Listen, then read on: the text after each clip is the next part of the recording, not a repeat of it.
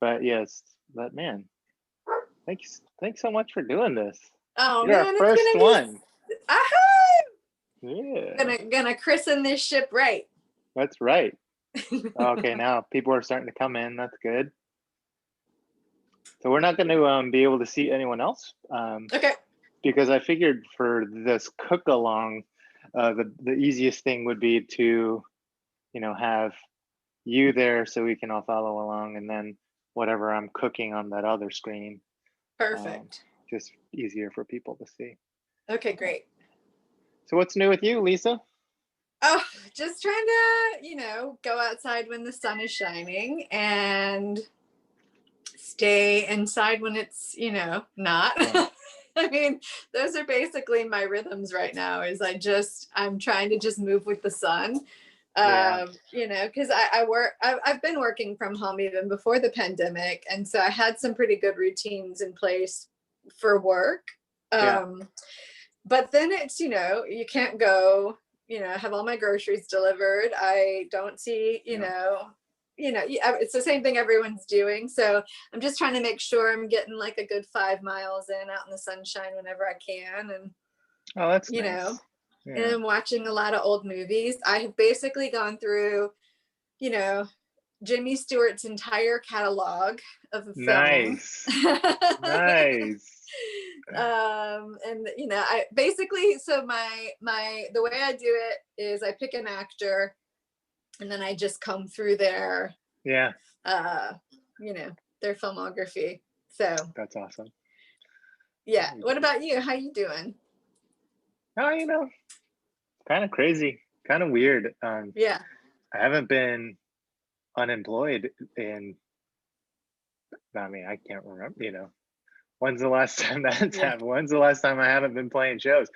It's kind of weird to not have like a job to go to or to fly out to, to play shows and all of that. Yeah. Just kind of trying to keep my head on straight and make sure that I'm not going deeper and deeper into a dark hole rather than, staying positive and trying really hard to just stay positive. And I feel like if I'm working out, then I'm happy, and if I miss working out, then it kind of spirals down. So I find myself getting in the gym longer and longer and longer as the pandemic goes on.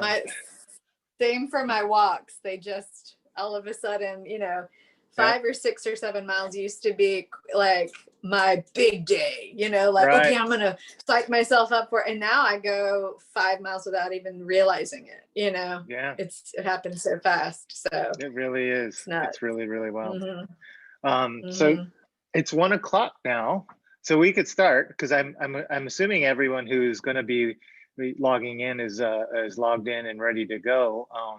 I wanted to start off by saying thank you, Lisa, for being here. Thanks for having me. Yeah, and I'm hoping that everyone enjoys this first ever plant-based dish that I'm cooking as well. And I know you had said you were going to start plant-based in January, and have you started now? Mm-hmm. Yeah, we've we've tried to sort of shoehorn ourselves into a couple of targets. Like we really needed to take a month to quit drinking, and we picked the worst possible month, but we're sticking with it. And just sort of clean ourselves up. Yeah, we stuck with it somehow, which is for me, and me, like that's a good I'm trying to not give up on this goal. So we are sticking it out, and we aren't necessarily 100% plant-based, but we've cut out like sugar. We've basically done a weird hybrid of like Whole30 and plant-based, but like 2 or 3 days a week having like some salmon or a nice steak or something, trying to keep proteins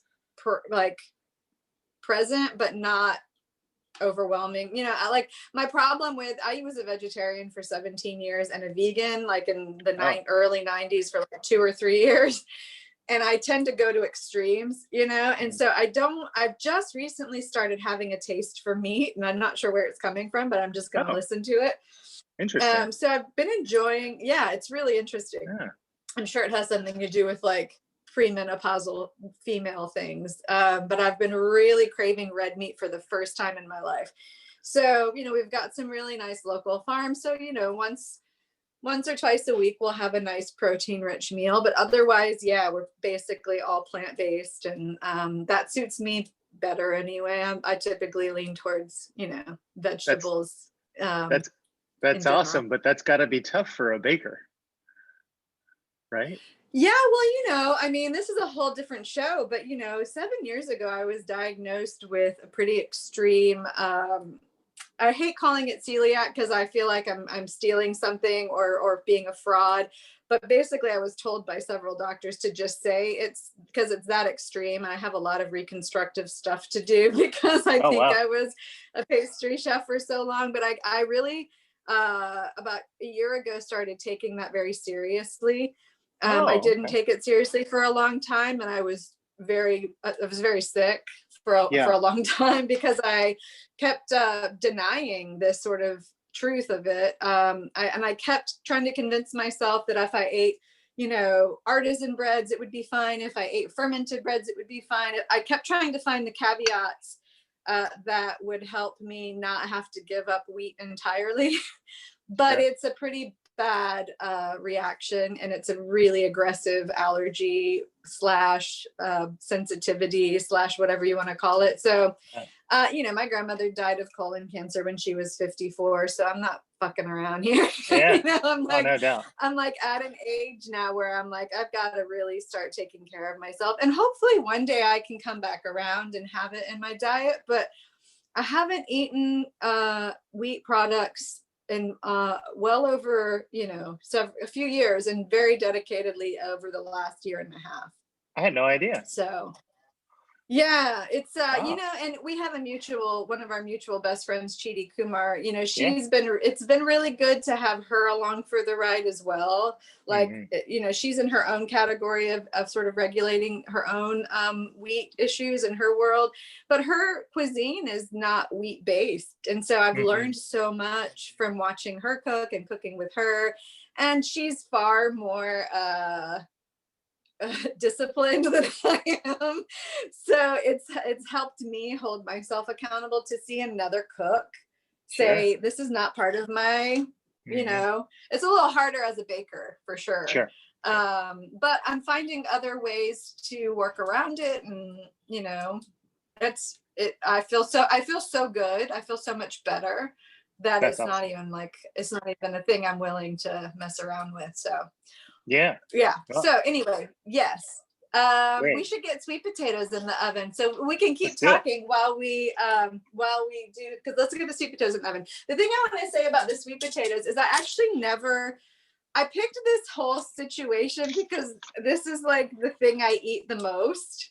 And I was trying to find not like a chefy dish or you know, intimidating dish, but like a really comfortable, you can literally make this with whatever you have on hand. If you've got walnuts instead of pepitas, if you've got almonds, I mean, it's really one of these things where I make this and it's like a refrigerator dish. Like you're cleaning out your refrigerator, put this together. And the other thing I want to say is I never actually cut these like this when I make this dish. I did this so that for economy of time, because I didn't want to what I typically do is just rub down a whole sweet potato, cut it in half, rub it with some coconut oil, salt and pepper, lay it flat on the part that you cut, and roast it for like an hour. I like a whole sweet potato. So typically what I do is I use all these ingredients on top of a whole sweet potato that's been roasted. But I figured for us, this would be a little quicker. And it'll be more like a little sweet potato bowl. So this should only take about 30 minutes while we talk, 25 to 30 minutes while we talk. And basically what I do is I've got my coconut oil melted. I'm just gonna put enough in to coat the sweet potatoes, and then give it some nice generous salt. And this, again, everything I'm making today is like what you like. So if you don't like pepper, leave the pepper out. If you'd rather put something else, whatever. Like, this is basically all home style cooking. I like a lot of pepper. I've got my little spice walla harissa, so I'm going to put a little bit of that on there too, because I think that's delicious. So if you've got some flavors that you love on a sweet potato, just do it. See if it tastes good with the rest of this stuff. Sweet. You know what? You know what rookie mistake I made? Huh? I made a rookie mistake. You said to preheat the oven to 425. You did. That's okay. Yeah. You know what? You can still put them. Just put them in there and let the potatoes start cooking while it preheats. Yeah. I'll do that. I'm a pretty potentially like not rigid that I might be a little bit of a sloppy like cook. Well, get them nice and put on your tray, all nice and coated. Spread them out evenly. I don't have a Silpat or parchment on this because it's a really, really good nonstick Williams Sonoma fancy pan that they sent to me. Fancy. I know, so fancy.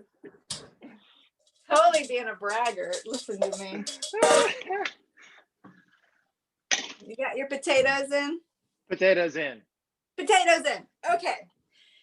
Now, I left this like this because I wanted you to see this. So this is the tahini. Yeah. You can use whatever tahini you have, but I like this because it's great tahini and also because it's in this nice big jar. And if you have an immersion blender, you know how it comes sort of separated, almost like almond butter does. You can do this with almond butter too. If you don't have an immersion blender, I'm not a big kitchen gadget person at all, but this is the one kitchen gadget that I always tell people they should invest in. It's so useful. It's so handy. I use it all the time.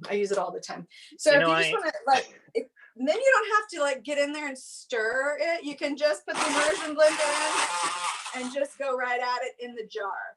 I like this. Yeah, so that's just a little trick for you. Oh, while we're talking, go ahead and get yourself at least a cup and a half of ice water available. We're going to use that for the tahini sauce. And I'm going to put this immersion blender in a bowl because we'll reuse it. Or you can use a food processor, or you can use a whisk. All of these. Oh, Joe, you missed it. What happened? I just flipped my immersion blender and it was very acrobatic, and I'm sorry. Well, it's all recorded, so it's fine. We got it. Find the place. I also have a brutally small kitchen. Literally, this is the size of my kitchen. It's the smallest kitchen. You can see how small mine is. I'm reaching my stove. So tiny. So I feel like I'm constantly running into myself in this kitchen. I'm starting to realize that we probably don't need that over there, and I could probably just go like this. Yeah, you probably could. Oh, we have the same booze block. Yeah. I make this tahini sauce. It'll keep really well. It's delicious on everything. There's a really brilliant chef by the name of Mike Solomanoff. This is his book. This recipe is 100% just from this book. I've done nothing to change it. I am sure I don't have it completely. Hey! We love you, Mike. But I find that I don't actually ever. The only recipes I think I harvest from recipe books are things like this that I can just kind of use on in my own way. I love good sauces. I love, this one is so perfect on everything. I'm going to roast some eggplant tonight too.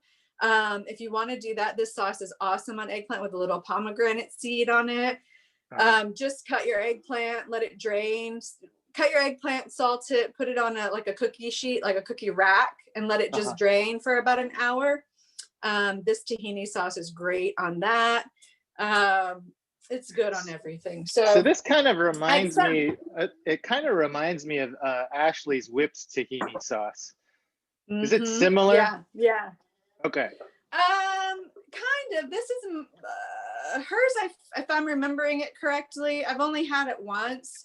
Hers felt a little bit more. Am I imagining that it's a little thicker? Like it's not quite like you can't quite use it as like a dressing.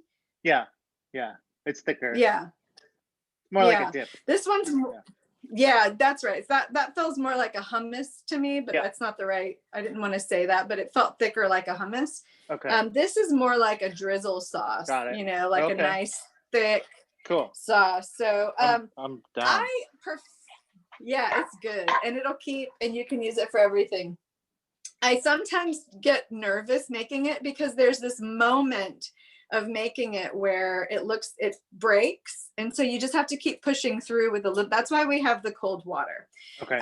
So we're gonna go ahead and get our garlic and our lemon juice blended because that needs to sit for about 5 or 6 minutes. So go ahead and get your garlic and your lemon juice in a blender, and let's all make our blenders noisy for a few seconds. And make sure the lid's on there, nice and secure. The rate I'm going, I'm going to explode everything.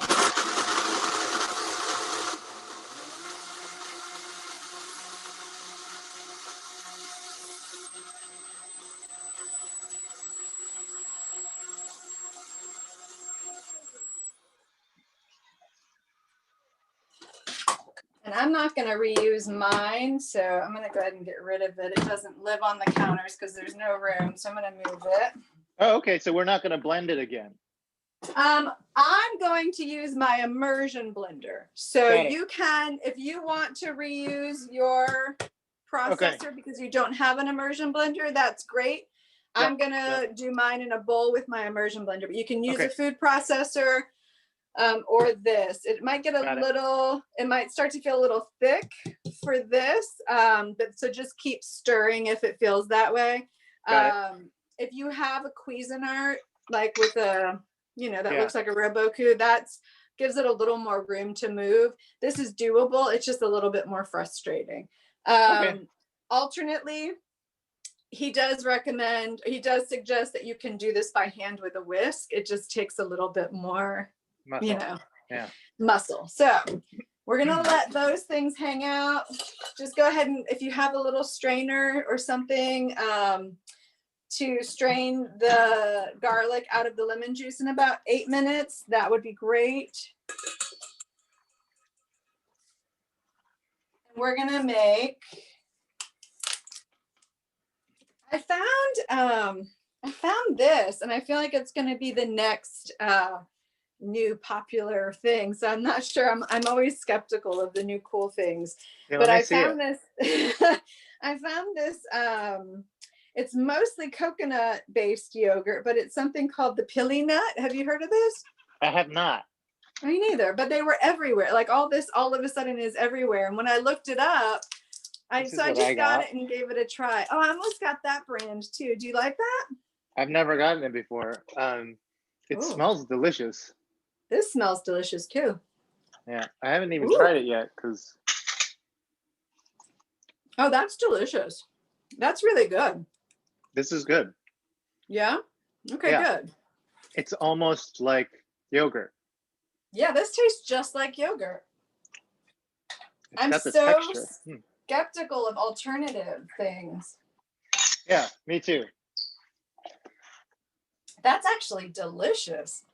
I think that's going to go really well with this. Sweet. Yeah. Oh, yeah, that's good. Okay. So, Joe, how's California? Well, it's dry. It's 76 degrees today or something. Holy cow. Do you get very nosebleeds nice all the time? When I first moved here, yes. Like every other day I was getting nosebleeds. And now I think my body's used to it. It's crazy, man. It's nuts. I think we take for granted how much we thrive in the humidity down here. Anytime I go anywhere dry, I'm just like, am I dying? What's happening? Yep. The dry throat. I'm like, oh, it's definitely COVID when I wake up in the morning because I have a sore throat. Like, no, it's just dry air. Everything's COVID though. Yeah. I have this sitar from the Oaktown Spice Market in Oakland, California that I really like. But use your favorite brand. And I like cumin in all of my things. Yeah. So don't be scared to just season it how you like. If things get too like cumin heavy for you, leave it out. If things aren't cumin heavy enough, put it in. If you want things spicier. I went on a really long hike today, and so admittedly, like I didn't make my own spiced pepitas. So you guys have an advantage on me. I've just toasted my pepitas. But that's sort of like the same thing I was talking about earlier. Like just use what you have, use what you feel like doing. Ideally, this comes together because you've already got like tahini in the fridge. Yeah. And all these components are already just sitting around waiting to be used, you know? Oh, they're so good. These pepitas are awesome. I always have pepitas sitting around. Oh man, that's gonna be nice. They're really nice flavor. Yeah. People don't use them enough. Delish. Where so we did forget to put dates on the ingredient list. Yeah. Where are those going? So those just go on top, which is why they're not in the ingredient list. Got it. I just put them on top. And whenever I am eating dairy, this is really good with some feta. Feta cheese or farmer's cheese, even, any kind of lighter cheese. If you like goat cheese, I don't love a goat cheese, but really good, just sprinkled on top. Nice. So because these all taste different, what I would suggest is just tasting what yours tastes like. Yeah. Like mine already has like a really nice, like nutty yogurt flavor. So and it's really got a nice wang to it. So I don't know that I'm going to add too much more lemon juice to mine. I don't think I have to add lemon juice to mine. Yeah, I don't think so. It's not very tangy. Yeah, see, mine's super tangy. Okay. And this is, again, kind of one of those things that if you want me to give you measurements, I can, but I just do this to taste. I just, I just make this like, I kind of do this as I go. I've got about a cup in here. Okay. Anyone that's cooked with me will tell you I love black pepper. Oh, I like that. Okay. So I always overdo the black pepper a little bit for them, not for me. Yeah, I like that this is kind of like a savory sauce. Yeah. And then I'm going to hit it with some za'atar. Let's see where that takes me. The other kitchen gadget I'm in love with is a little baby whisk. Oh, yeah. Anything little baby, right? Miss you, Charlotte, wherever you are. Miss you, Charlotte. I like the kind of cooking where you could just snack on everything. So by the time you're done making it, you're full. Yeah, same. That's me. Yeah. You can just save it for lunch the next day. That's right. This is awesome. This tasting great. Yeah, and it's great with the pepitas. Yeah. When it all comes together, it's just so delicious. Yeah. It's like all my favorite flavors on one potato. And whenever you have time to really like roast up two beautiful, like jeweled looking sweet potatoes, and then you can just dress it. It's just this like plate of beautiful. Yeah. It's so nice. I love it so much. I love the simplicity of this dish too. Like there are steps, like multiple steps, but it's not at all an involved recipe. So I feel like it is something you could throw together really quickly at home if you were like in a pinch and you just had whatever. Yeah. And I feel like you could leave out some of these things and it would still be delicious. Totally. You could just have the sweet potato with the yogurt sauce, Yeah. And right. I think sometimes people forget that, well, maybe not. I think I forget. I shouldn't put that on anyone else. I forget sometimes like how delicious alternative based yogurts can be when you add savory stuff to them in particular. I find that I actually like them more as a savory component than I do if I try to like make them into breakfast or something, you know? Sure. Because that real wanginess that comes with it that I don't always love seems to work really, really well when you're putting it, you know, with some cumin, especially. Yeah. If you don't, if like I only have one lemon left, and if I were saving that lemon, I have more lime. I would even put lime in here. I think that would be really good with the cumin. I mean, it is kind of one of those, the great thing about a dish like this is you can take a dish like this and start with what we're talking about. But I think this is one of those dishes where you can really teach yourself how to cook what you like. Yeah. You know, and I think my biggest like issue with like food culture is that it scared people into thinking there's a right and a wrong way of building flavors in your kitchen. And I think this is one of those recipes where you can actually be feel really empowered to just say, actually don't like that. I would rather do this or whatever, you know what I mean? And so there's nothing finite about this recipe, which I really love. Definitely. Okay. So it's been about enough time. I'm going to check my sweet potatoes and just make sure they're looking even. I think they don't need to be flipped yet. Lisa, we have a question from Eileen Sweeney that says, can I use plain with coconut extract? And I think what she's saying is plain yogurt with coconut extract. I think the reason that we chose coconut yogurt was to make this totally a plant-based dish, correct? You can just use, use yogurt if you didn't want to worry about that. Totally. Use regular yogurt if you want to use, I wouldn't use traditional like American sour cream, but if you have like if you go to like a Mexican market or frequent a Mexican market and you have like Honduran crema or you know, because it's nice and loose and it's got a little bit more wang than sour cream, American sour cream has, or yogurt. And if you are someone that is wanting to do some dairy on here, again, it's really delicious with like a nice feta cheese. If you can get some like marinated feta or just some basic like, you know, fresh feta, it's really, really good. Nice. Okay, so get yourself a little fine mesh strainer. Got it. And we're gonna go ahead and pour our lemon and garlic. You can just pour this into a different bowl and then put it back into your Vitamix or whatever after you get it strained. Go ahead and get something to stir it. Make sure we're getting all the lemon juice. My strainer was too small. Got my little cocktail strainer and didn't think about the fact that this would really get clogged up quickly, but it'll be fine. Just do it in batches. Before I had one of these little strainers in my kitchen, I would always use like a tea strainer. I always use what I have. Just keep pressing it until, because a lot of liquids, I don't know if you can see that, but it looks like it's done, but a lot of liquids coming out when I press. Oh yeah.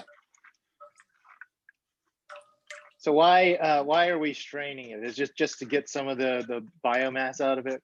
Yeah, and it gets real bitter. You know, this part of this, basically we've just tried to take the best of the garlic and we're gonna get rid of the bitter parts of the garlic. Got it. Now,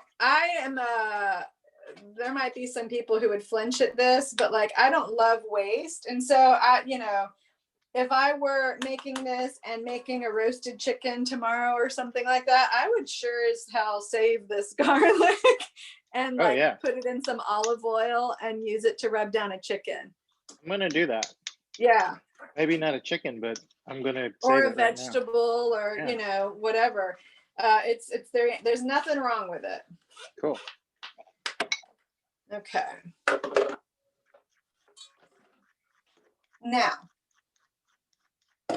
our yogurt sauce is done. We're gonna make our tahini sauce. Got my little list here. I'm gonna go ahead and put. I'm gonna try to whisk it. Okay. You're gonna want to get your 1.5 teaspoons of salt. We'll correct at the end, so don't worry if you go too light. Always go lighter than heavier at first. Okay. And then we're gonna want 2 cups. You see how much I don't measure. Yep. We're gonna want 2 cups of tahini in there. And I'm gonna start. I'm going to start with a tiny bit. Ooh, sorry, I just pushed you guys around. It's all right. Your I believe your recipe asks for 1 cup of. Oh yeah, I'm sorry. I'm making double here. Okay. I'm making double here because I always make a big batch. Got it. I always make a big batch because it'll last for a couple of weeks. Okay. I will. So you'll see that it's gotten pretty thick once you get that whisk in there. And that lemon juice should make it start to look a little seized up. Okay.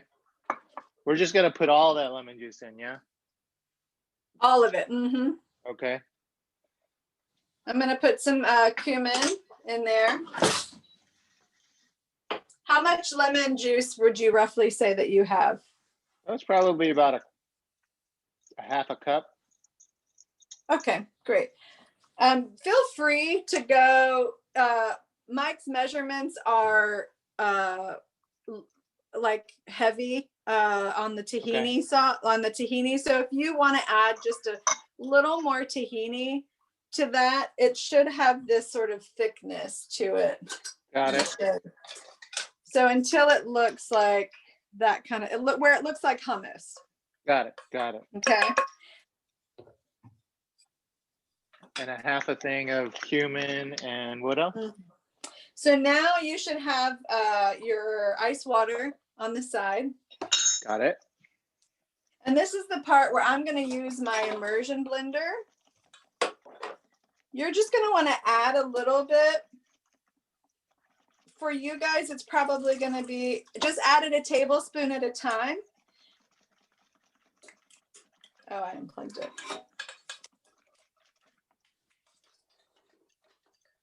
A tablespoon of the water at a time? Yeah, and it'll start to seize it up a little bit. Actually, I'm not going to use this. I don't think. There we go.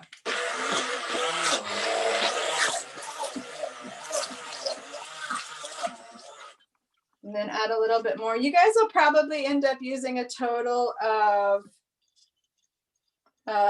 maybe 3/4 of a cup. Okay.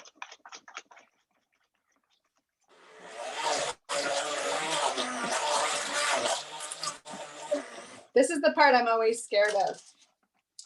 When it starts turning into like a rock. Uh-huh. Yep. I always feel like I've messed it up, and then I'm like, oh, there it is.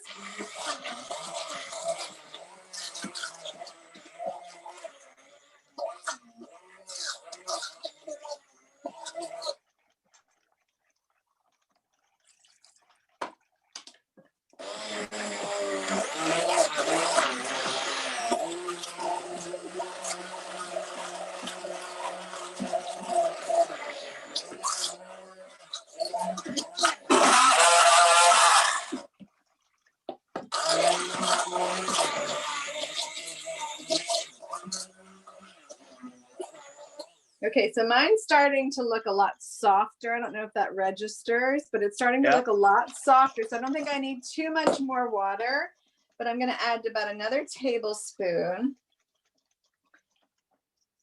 And then I think this is my last hurrah with the blender.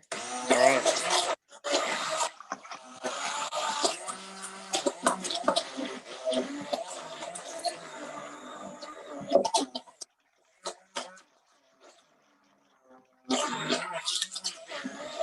Just kidding, a little bit more.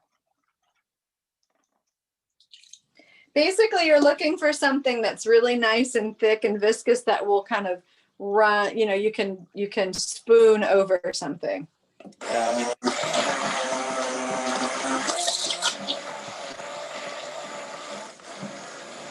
I think I'm gonna have to transfer mine over to the Vitamix.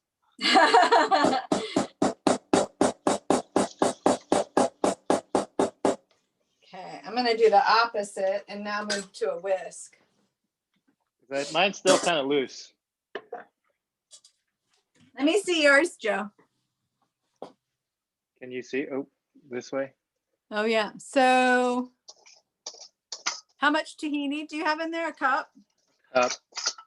And you've added, I would add a little bit more tahini. Okay. It should be thicker than loose at this point. Got it. I will go grab the tahini.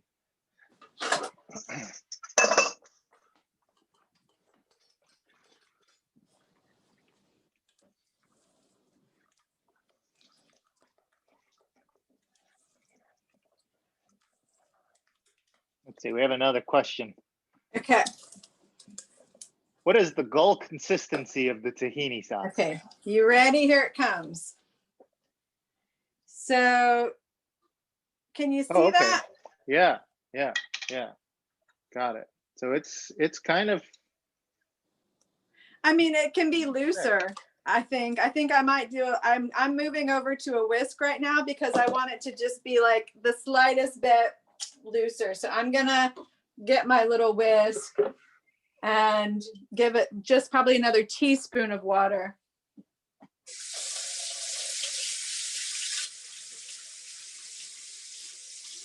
I'm gonna add like another quarter cup of tahini here. Yeah. And if you're kind of where Joe is and you feel like it's too runny, then you need to add more tahini and sort of back your way into it. And then you're better off being too thick so that you can course correct, I think.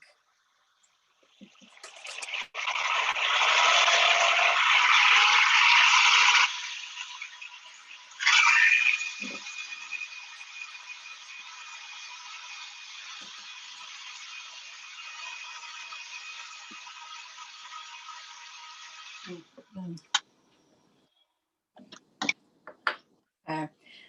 So mine's like about, it's like this thick now. It's not really moving anymore. Okay, so start now with some cold water, your ice water. Got it. Just a little bit at a time.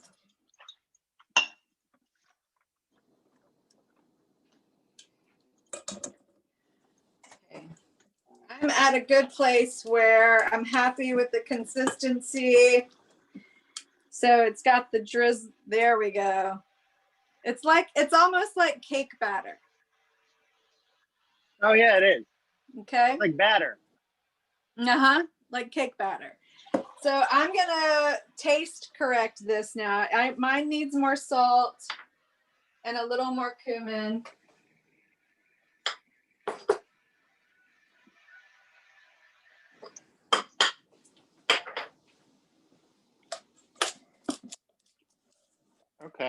Okay. How's yours looking, Joe? Better and better.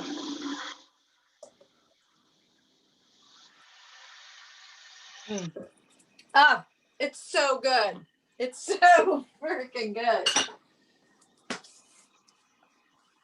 The thing I love about Mike's cooking, and I think Israeli cooking in general is just it appeals to me because I think it's so similar to the kind of food I grew up eating that's very like legume and bean based and flatbread based. And just the flavors are so deep and earthy and like they just get you at this, like, I don't know, it's a real visceral comfort. So mine's about like this now. Yeah. How does it taste?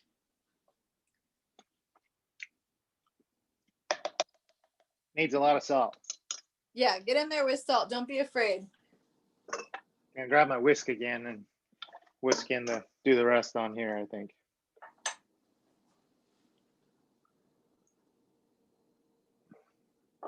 All right. I think we got our sweet potatoes are done.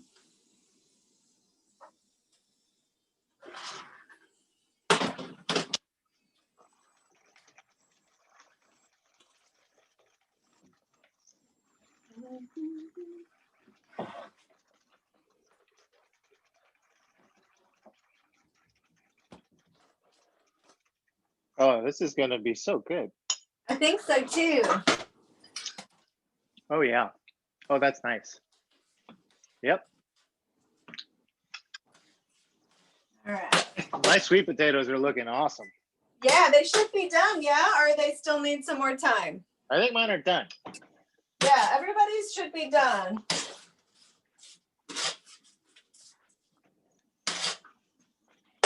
So you should have some nice crispy roasted. Some are nice and brown and toasty. Yeah. So here's how I like to play this. You ready? I'm ready. I like to put a little tahini sauce on the bottom of my bowl. Okay. Maybe like a nice little quarter cup. Okay. Then I put my sweet potatoes.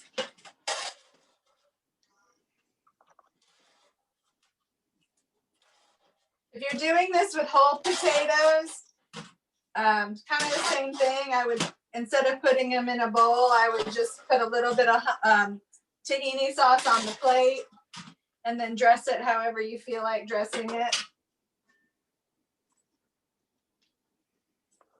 Okay, get your sweet potatoes in there. Whatever your serving size is. Yeah. I guess I need more potatoes. Yeah. Yours are looking like you have more in your bowl.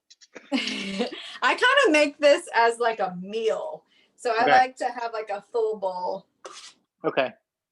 And then I kind of go a nice little drizzle. This can be as much as you want, as little as you want. It's up to you. I will just put it on top. Is that the tahini or the yogurt? The tahini again. The tahini. Yeah. Okay.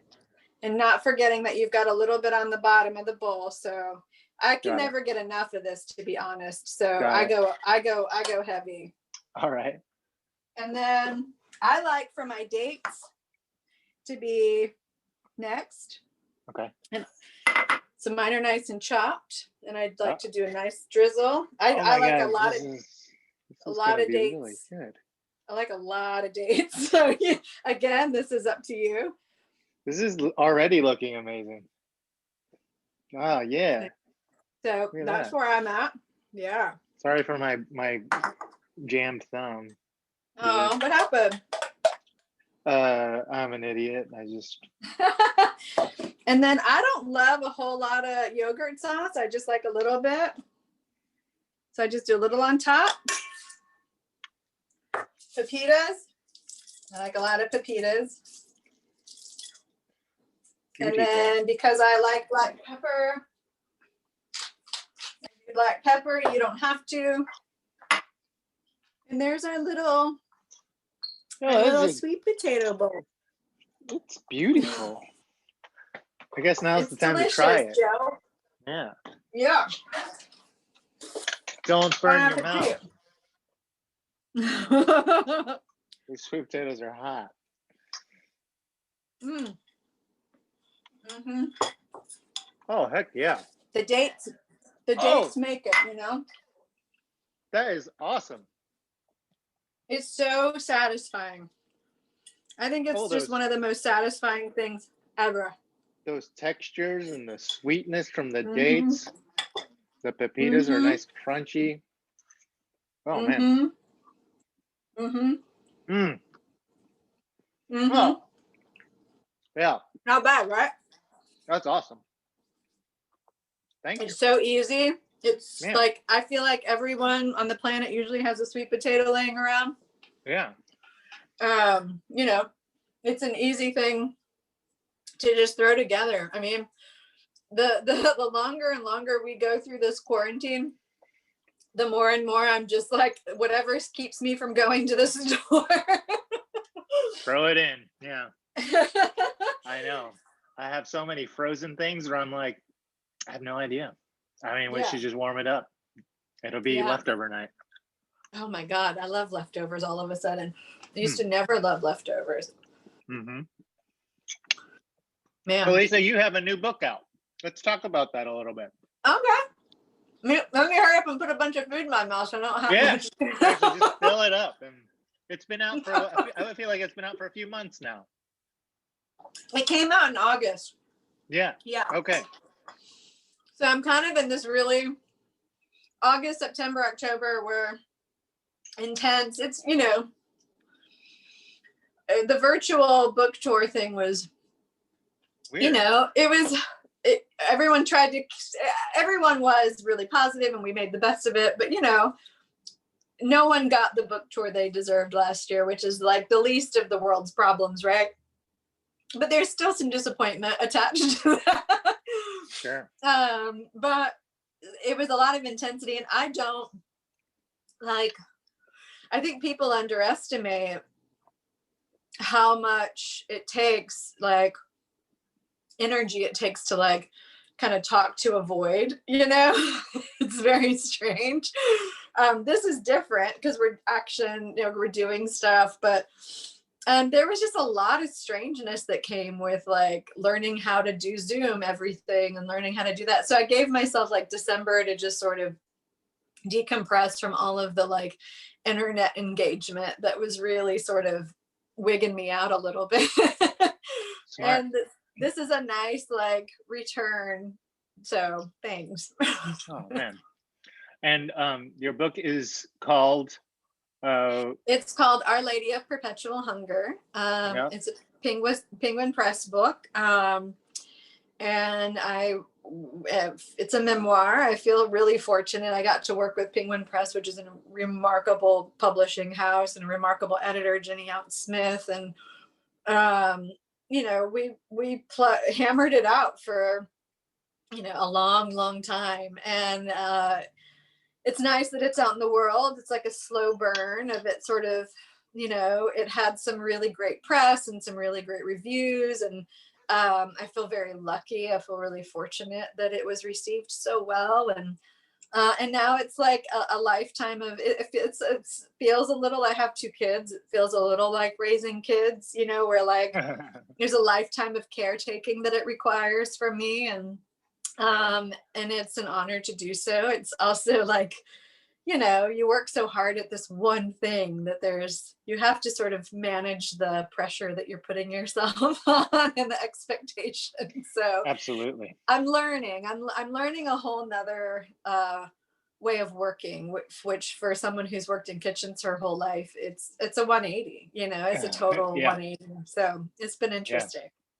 Well, that's awesome. And everyone can order it on your website or Amazon or what? No, I mean, if independent bookstores, and it's great for authors when they get requested to an independent bookstore, because that helps us kind of spread our broaden our audience. If that's what I want to hear. Great. Yeah. So I know out where you are, Omnivore Books has signed copies. So for people out in the Bay Area, or Northern California, Omnivore Books, now serving LA, has signed copies. My hometown place is Parnassus, which is like the mecca of independent bookstores. But you know, the more you support independent bookstores, the more you're actually directly supporting authors. So that's always the best place. There's a new, it might not be new, it's new to me, a new website called bookshop.org or .com, one or the other. And basically it's a hub that connects, that basically purchases in mass from independent bookstores. So it's almost like the Amazon of independent bookstores. So you can go there for greater ease. Yeah. Okay. And they support independent bookstores. And in that way, if you're not someone that has a independent bookstore that you're attached to, that's a good way for you to order easily.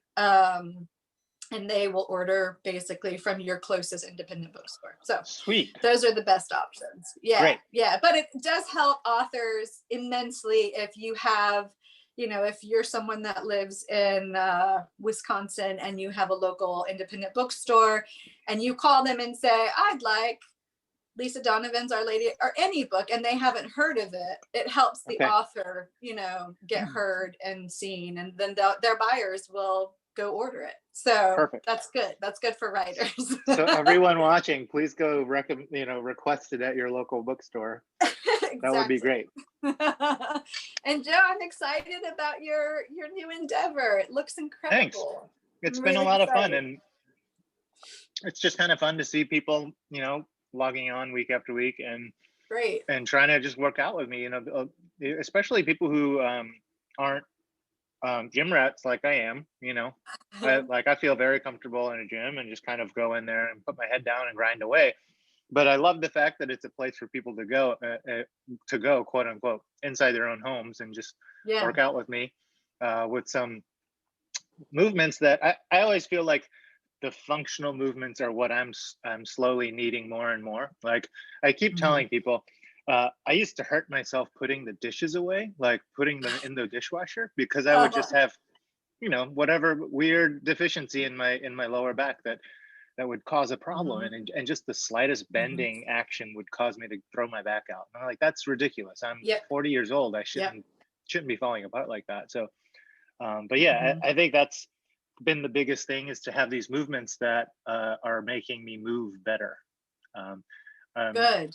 One of the kind of, I guess, byproducts of all of this, we only played 6 shows last year, which is crazy. You know, we tour a lot. We were on the road constantly, but last year we only got to play 3 shows. And I thought for sure I was going to come out of those shows and just have my body be wrecked, you know, because I'm not in what I call show shape from playing 80 shows a year. But I came out of those shows, these one-offs, and I felt like I could have played for an extra 2 hours. That's incredible. So, so in so many ways, like the positivity of just being in the gym and kind of getting my head straight has helped me on stage as well. And I'm very happy to share it with folks. And I feel like introducing folks to people like you know, you're a Nashville chef who I feel like everyone should know now who lives in Nashville, and be supporting you and all the amazing work that you do, not just in Nashville, because you do a lot of great work for the greater food community. And I love introducing the world to people like you, because I love you. And so I feel like everyone else should love you. Well, I love you, Joe. I'm glad to do this. I'm glad I got to be your first cook-along pal. I know, me too. And I hope everyone will go and request your book at your local bookstore. And thanks, I hope we can do something again, and hopefully in person. I'm always ready to cook with you. All right. Thank you so much, Lisa. Thank you, Joe. I love you. Love you too, and we'll see you soon. Bye, everybody.